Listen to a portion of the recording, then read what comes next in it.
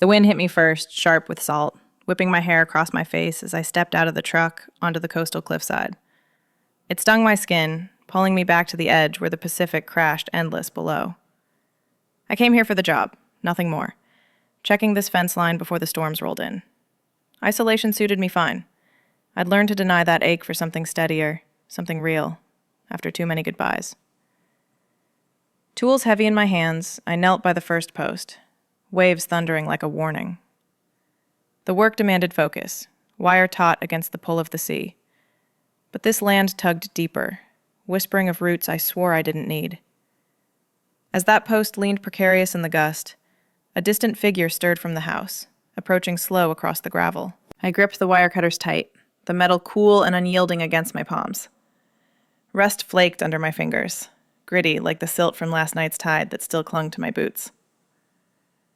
The fence line stretched endless, snaking along the cliff's jagged edge, posts weathered gray from years of salt and storm. Each one marked a boundary, keeping the world at bay, much like I'd done since leaving the city behind. Transience was my rhythm. Jobs like this, moving from one remote patch to the next, avoiding the kind of roots that hurt when they tore free. Past losses lingered in that avoidance. Shadows of women who'd promised more, but faded like morning fog. The sun climbed higher, baking the earth underfoot, and I tugged at the first loose wire. It resisted, biting into my gloves, the strain pulling through my shoulders. Sweat beaded on my neck, mixing with the sea spray that drifted up from the drop-off. My arms burned as I twisted the cutters, forcing the rusted clip to give. One snip, and the wire sagged, but the post wobbled, roots shallow in the rocky soil. I wedged my boot against it, pushing hard, feeling the give in the ground like a small betrayal. This was the work. Simple, necessary. A way to earn my keep without getting tangled in anything deeper. Further along, the line dipped toward a cluster of boulders, where the cliff sheared steeper. I hauled the post driver from my pack, its weight thudding against my thigh with each step. The air hummed with gulls, their cries sharp over the constant roar of waves. I swung the driver down, the impact jarring up my arms, driving the post deeper. But doubt crept in with the rhythm. What was this beyond the job? Mending fences for strangers, patching what time and weather broke, while I stayed whole by staying apart. My heart thudded steady, but the land pulled, its vastness mirroring the empty spaces I'd carried too long. I paused, wiping my brow, the salt stinging my eyes. The fence blurred for a moment, endless task ahead, posts marching to the horizon like forgotten sentinels. After the last place, the one with the river that flooded every spring, I'd sworn off lingering. Losses piled up there. A partner who couldn't handle the isolation. Friends who drifted when the roads got too rough. Staying meant risking that again. So I moved, tools in hand, purpose in the repair. But here, with the wind carrying the scent of kelp and wild grass, a quiet question stirred. Was mending wire all I had left to offer? Or was there something in this pull, this cliffside grip, that hinted at more? The physical toll built slow. My back ached from bending, muscles tightening like the wire I worked. Sea spray dampened my shirt, clinging cold then warming under the sun. I knelt again, fingers probing a split rail, the wood rough and splintered. Cutting it free took effort, the blade scraping, sending flakes scattering to the edge.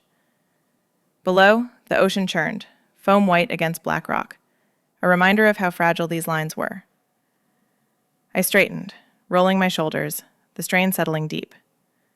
Transience kept me safe, but solitude weighed heavier today, the vastness amplifying every breath. As I reached for the next tool, a coil of fresh wire heavy in my arms, the doubt sharpened. Jobs ended, payments came, and I drove on. But this place felt different, the cliff's edge echoing my own precarious balance. Past losses taught me to guard that, the woman in the mountains who'd left with the dawn, the one by the lake whose silence said enough. I shook it off, focusing on the post ahead, hammer raised.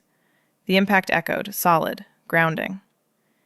Yet the longing tugged, subtle as the tide's retreat. Footsteps crunched on the gravel behind me, interrupting the solitude, pulling my gaze toward the approaching figure. She emerged from the haze of heat and spray, her boots steady on the uneven ground.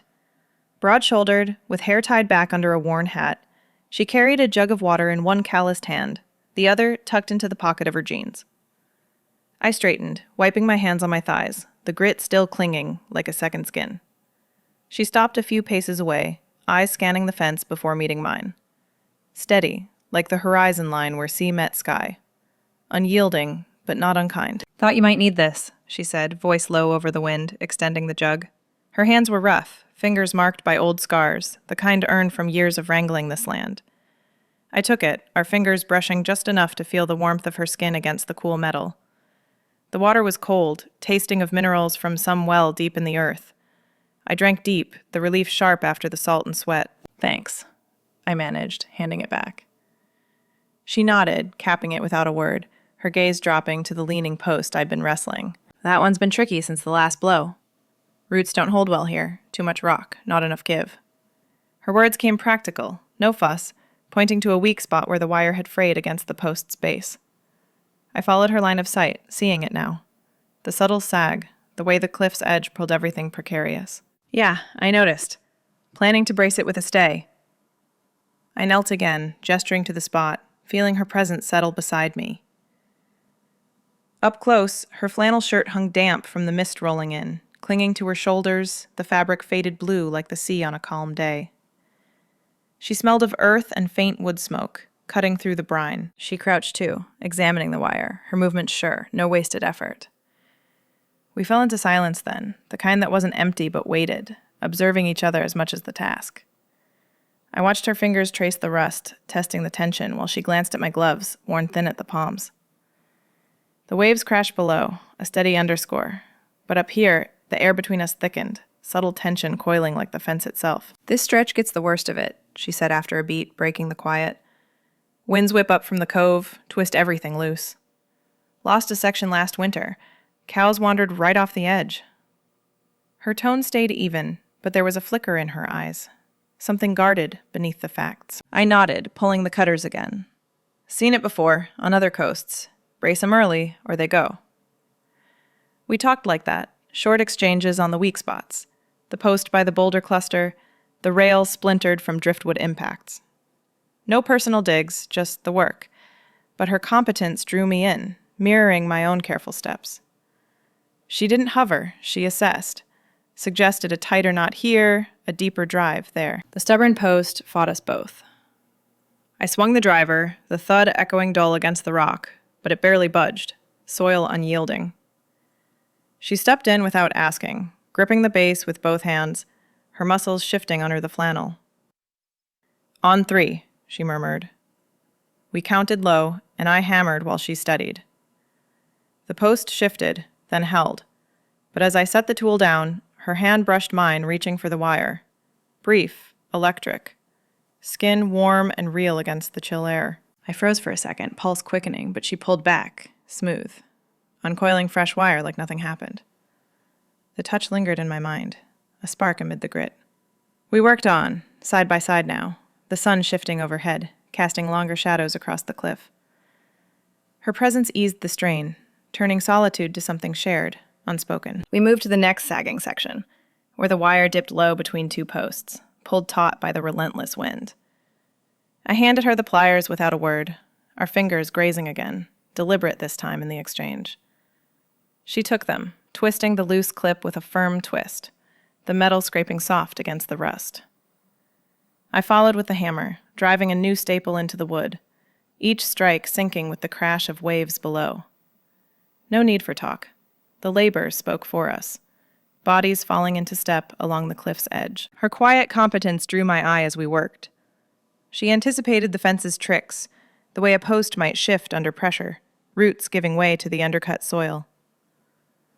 Broad hands steady, she braced a rail before I even reached for it, her flannel sleeves rolled to the elbows, revealing forearms marked by faint scars from thorns or wire snaps.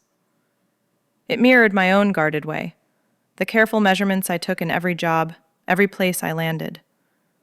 No rushing, no exposing weakness, just the steady pull and release of wire, post after post. I watched her knot the fresh line, fingers deft, looping it tight without a single slip. Sweat traced down her temple, catching the light, and she wiped it with the back of her hand, never breaking rhythm. That ease settled over me, rare in another's presence. Most folks filled the air with chatter, probing for stories I kept locked. But here, side by side, the silence felt companionable, like the space between breaths. My shoulders loosened as I passed her the coil, our arms brushing in the narrow gap. For once, the work didn't feel solitary. It hummed with something shared, unspoken. The waves underscored our hammering, their roll and retreat marking time like a distant drum. Boom, strike. Recede, pause. We built an unspoken rhythm, me on the posts, her on the wires, the fence straightening under our hands. The sun warmed my back, drawing the mist to a fine salt crust on my skin. I swung the mallet again, the thud vibrating up my arms, solid against the give of earth. She nodded once, approving the angle, her eyes flicking to mine. Brief, but enough to pull a thread tighter in my chest. As we tackled a twisted stretch near the boulders, she paused, squinting at the horizon. "Tides come high tonight," she said, voice cutting through the wind. Not a warning, just fact, her knowledge of the land woven deep.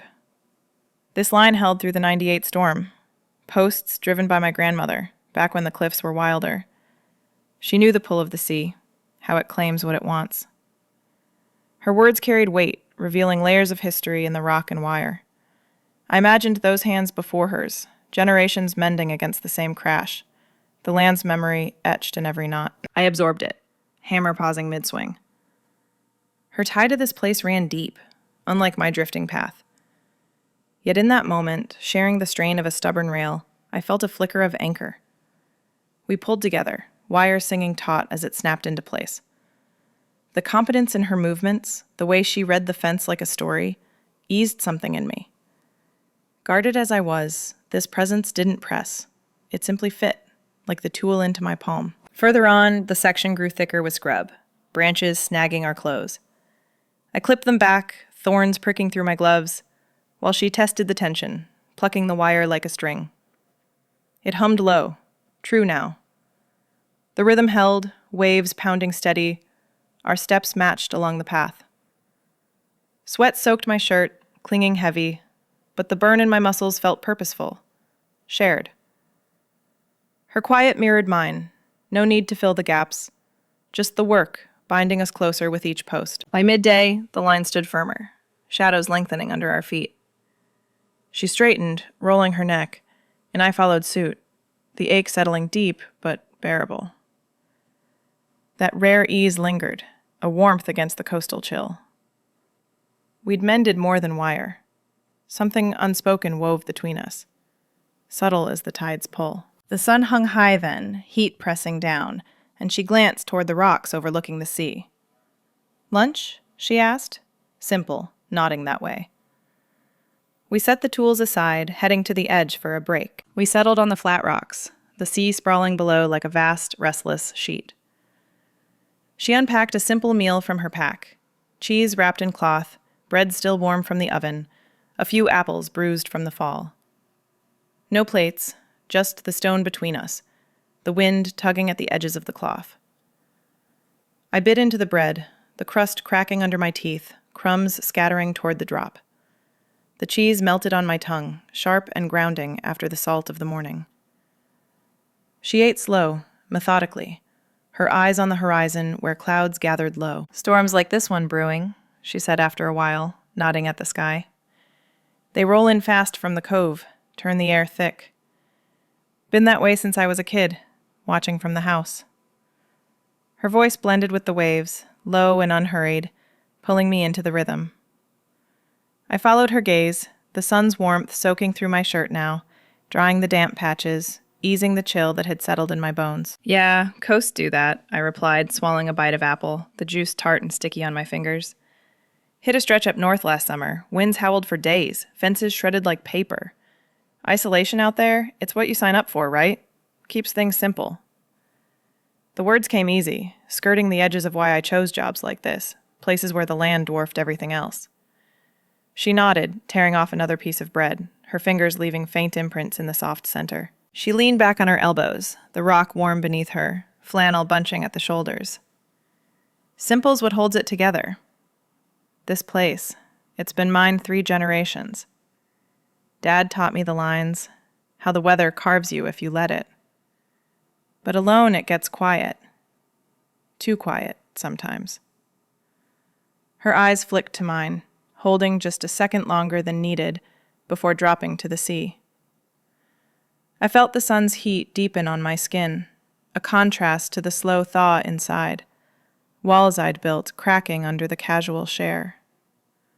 No probing, just fragments, like pieces of wire tested for strength. I shifted, the stone rough against my palms, and wiped my hands on my jeans. I bounced around, ranches inland, boundaries in the hills. Never stayed long enough for the quiet to sink in. City's pull was too strong before, but now, it's the roads that call. I avoided the deeper cuts, the women who'd left scars deeper than any thorn, the heartbreaks that made roots feel like traps.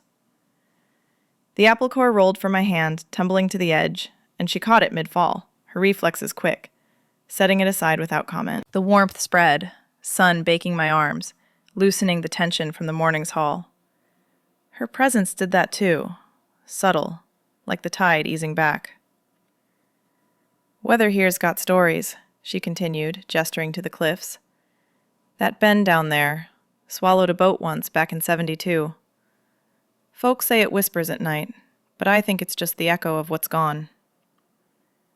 Empathy surfaced in her pause, a nod to the unspoken, the losses we both carried without naming. I met her eyes then, seeing the flicker, recognition in the way her jaw set, the guarded light that matched my own. We sat like that, meal half-eaten, words trailing into the crash below. The sun climbed, its rays slanting sharper, warming the space between us. I shared a sliver more, a job by the river where floods took everything, leaving me to patch what remained. She listened, chin resting on her knee, adding her own echo. A winter when isolation bit deepest, family scattered, the land her only constant. No pity, just nods, the kind that acknowledged the weight without adding to it.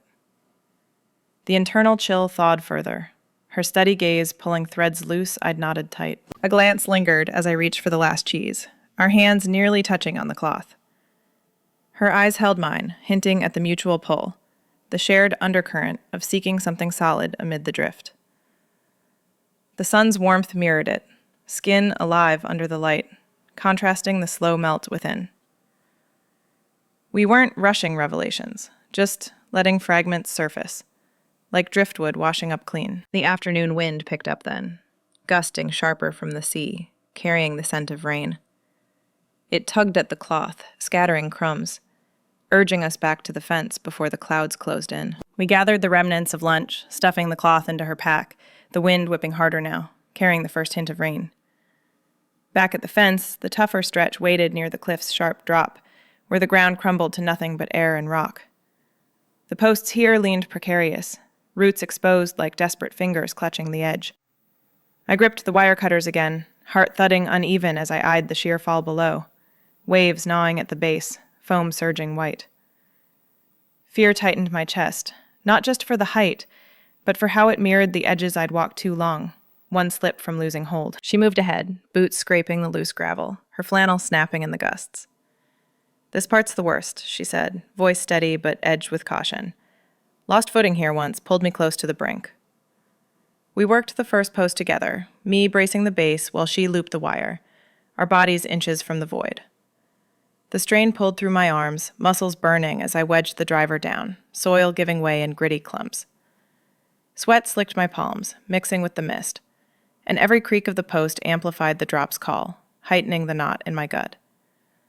Emotions sharpened with it, vulnerability creeping in, the land's raw pull exposing cracks I'd patched over. As we shifted to the next, she paused, rolling up her sleeve to reveal a worn bracelet on her wrist.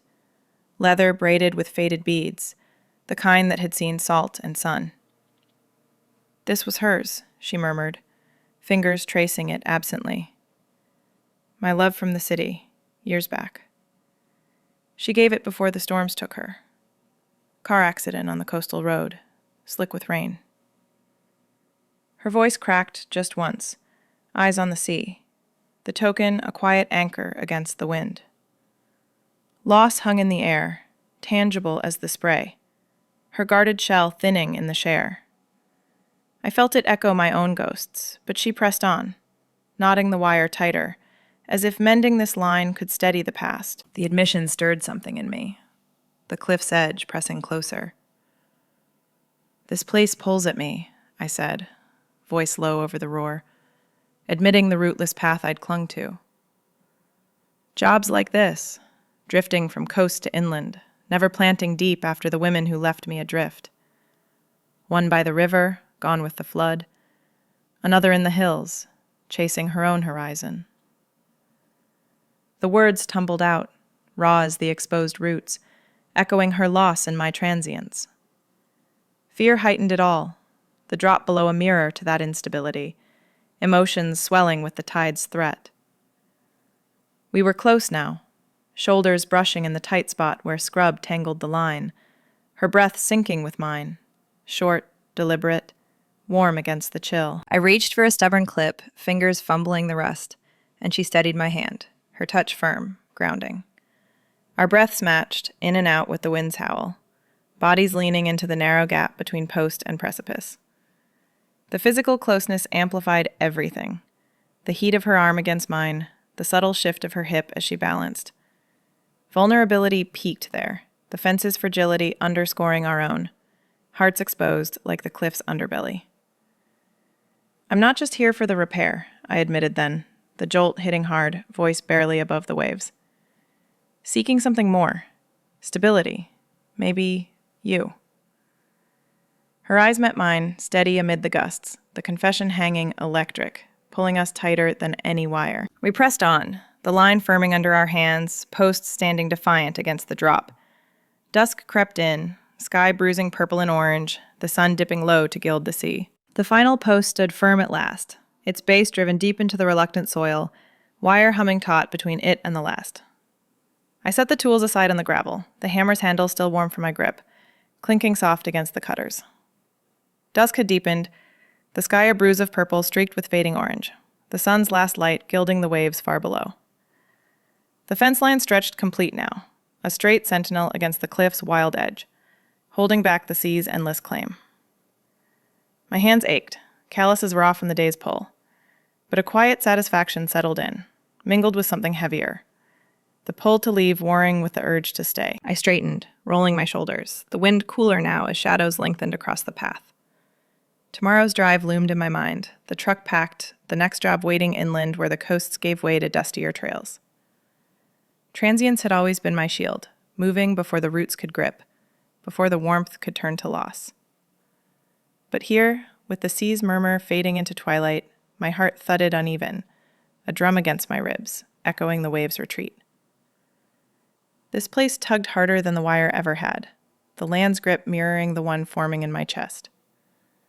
Leaving meant safety, the road's freedom. Staying risked the storm I'd seen in her eyes, the kind that could drown or anchor. She stood a pace away, wiping her hands on her jeans, the flannel loose now in the cooling air. Her gaze lingered on the fence, then shifted to me, steady but softened by the dimming light. "It's held," she said, voice low, almost lost to the wind. No question in it, just fact. But her eyes held more. A quiet invitation to linger, the need flickering there like the first stars pricking the sky. She didn't push, didn't name it. Her silence invited. Broad shoulders squared against the dusk, the bracelet on her wrist catching a glint of fading sun. That look pulled at me, revealing her own edge, the isolation she'd shared in fragments, the land her constant but lonely companion. The internal storm raged then, past fears clashing with the present warmth that had built through the day. Memories surged, the woman by the river, her goodbye sharp as the flood's roar, leaving me adrift with nothing but tools and empty miles. Another in the hills, warmth turning cold when the world pressed too close, her departure a cut deeper than any wire snap. Those losses whispered to run, to pack the truck under cover of night, avoid the vulnerability of roots. But here was different. Her competence mirroring my guard, her shares thawing what I'd frozen solid. The warmth of her presence lingered, like the sun's echo on my skin, battling the chill of old wounds. Heart thudding louder, I felt the clash tear at me. Fear's screaming transience, while this cliffside, this woman, offered a steadier pull. I met her eyes fully then, the shared gaze stretching long in the twilight, words unnecessary. Her need mirrored mine, unspoken but clear in the way her breath caught, the subtle lean toward me. The storm inside quieted, decision forming in that lock. Stay. Not forever, but enough to test the ground. My hand reached out, tentative at first, then sure, clasping hers. Her palm was warm, rough with the day's grit, fingers curling to meet mine, the touch electric against the cooling air. No promises spoken, just the clasp holding, grounding us against the edge. The fence stood witness, mended and true, much like the fragile line we crossed. Night fell soft around us, stars emerging one by one over the sea, the house lights flickering warm in the distance. She squeezed my hand once, guiding me toward them, the path crunching under our boots, the pull of the unknown now shared. The house swallowed us as we crossed the threshold, the door creaking shut behind, muffling the night's wind.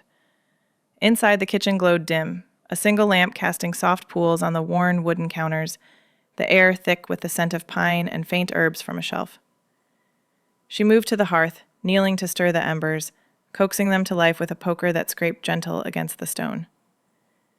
The fire crackled awake, flames licking up, pushing back the chill that had seeped into my bones from the cliff. Orange light danced across her face, highlighting the lines of quiet endurance, and I stood there, hands still tingling from hers, the shared pull drawing me closer. She rose, brushing soot from her jeans, and gestured to the table, a scarred oak piece under the window, 2 chairs pulled out like they'd been waiting. Sit, she said, voice softer in the enclosed space, no longer competing with the sea. I did, the wood cool under my palms, and she poured from a kettle steaming on the stove, the liquid dark and steaming into mugs. Herbal, sharp with mint, it warmed my hands as I wrapped them around the ceramic. We sipped in silence at first, the fire's pop filling the gaps. But the words came freer now, spilling like the steam rising between us. I've lived here long enough to know what hides in the quiet, she started, eyes on the mug, then lifting to mine. Women like us, queer in these corners, where the land doesn't judge but folks might. I learned early to keep it close, desires tucked like tools in a pack. Her confession hung, unveiling the guarded heart I'd sensed all day. The isolation not just from the coast, but from a world that demanded hiding.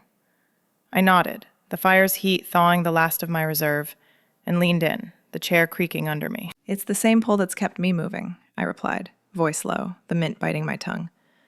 Cities were too loud for it, eyes always watching, forcing the mask tighter. Out here, on the roads, I could breathe, but never settle. Desires? They whisper in the alone moments, wanting validation beyond the next fence line.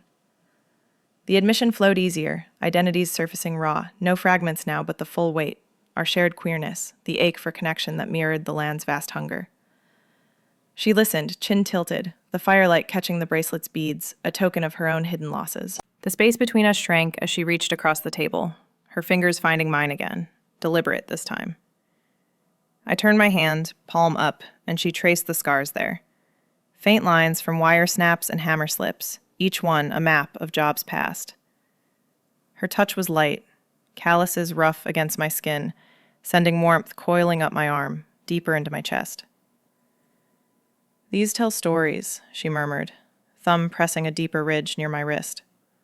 Like mine.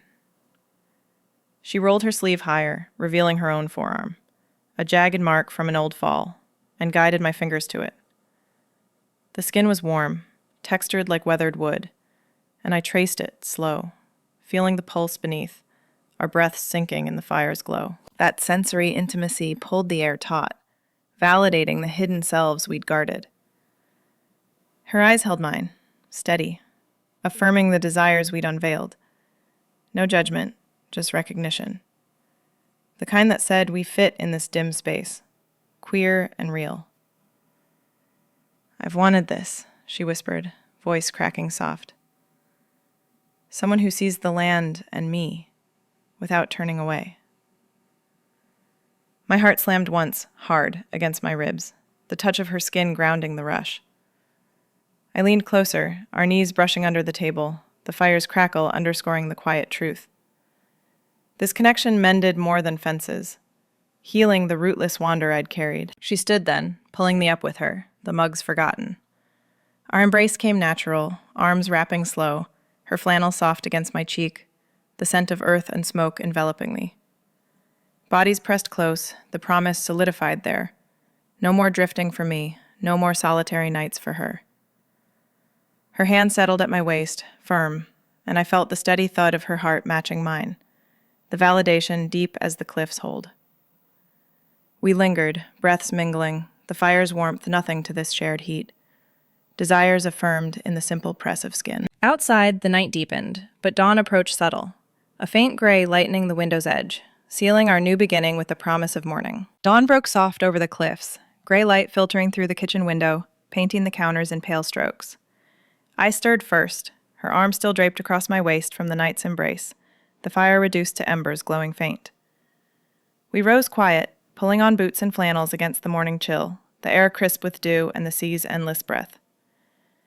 Outside, the fence waited for its final touches, a few loose ends from yesterday's rush, wires needing one last cinch before the day's full work.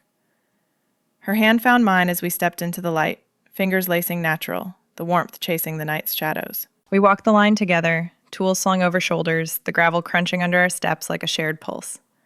Morning bathed us in gold as the sun crested, illuminating the posts we'd mended, standing solid against the wind's whisper. I knelt by a sagging rail near the boulders, pliers in hand, twisting the clip while she braced the wood, her knee pressing steady into the earth. The strain felt different now. Not solitary burn, but joined effort, muscles sinking like breaths in the quiet. Sweat beaded early, mixing with mist, but her presence rooted me, the land's grip extending through her touch, turning transience to something tangible. As we worked a twisted section by the cove, where waves lapped closer, the sense of home settled deep. This cliffside, with its salt-scarred posts and relentless sea, wove into us, roots digging not just in soil, but in the space we'd carved together. Her quiet competence grounded it, mirroring my own but amplified, no longer drifting alone but building, side by side. I paused, wiping my brow, and she met my eyes, a nod passing unspoken. This was the payoff, the choice to stay solidifying in every hammer strike, every knot tied true. No grand declarations, just the rhythm of labor, affirming the pull that had shifted my path. Further along, near the house where the fence curved inland, she shared a fragment of queer history etched in the land. "My grandmother planted these end posts," she said, voice blending with the gull's cries, driving a staple deep. She and her partner hid here after the war, a safe hollow for women like us, away from prying eyes in the valleys. They built quiet, loving, fierce in the shadows, passing the land like a secret. The words landed soft, a subtle nod to our shared lineage, the community of hidden loves that span generations, validating our own in the morning's light. I felt it echo, my rootless years contrasting her anchored past, but now blending. Queer women mending not just wire, but legacies of resilience against the world's rough edges. The final task complete, we stepped back, the fence humming taut under the sun's climb. Hands intertwined then, palms rough and warm, fingers weaving tight as we traced the line's length. The sensory press lingered, her calluses against mine, the grit of earth underfoot, sea spray cooling our skin. This image sealed it. Us along the secure barrier, bodies close, the cliff's vastness no longer empty but filled with promise. Home rooted here, in land and each other, the emotional weight lifting like fog burned off. Days blurred into weeks, the ongoing life unfolding in joined rhythms. Mornings on the cliffs, evenings by the fire, building together beyond the fence. Her embrace at dawn, my hand in hers at dusk. The pull unbreakable now. The door to our future swung open wide. our lives woven deep into the cliffside's enduring fabric. No more wandering the edges alone. If this story tugged at your own hidden yearnings for connection, subscribe to Sapphic Legacy for more tales that echo the heart's quiet truths.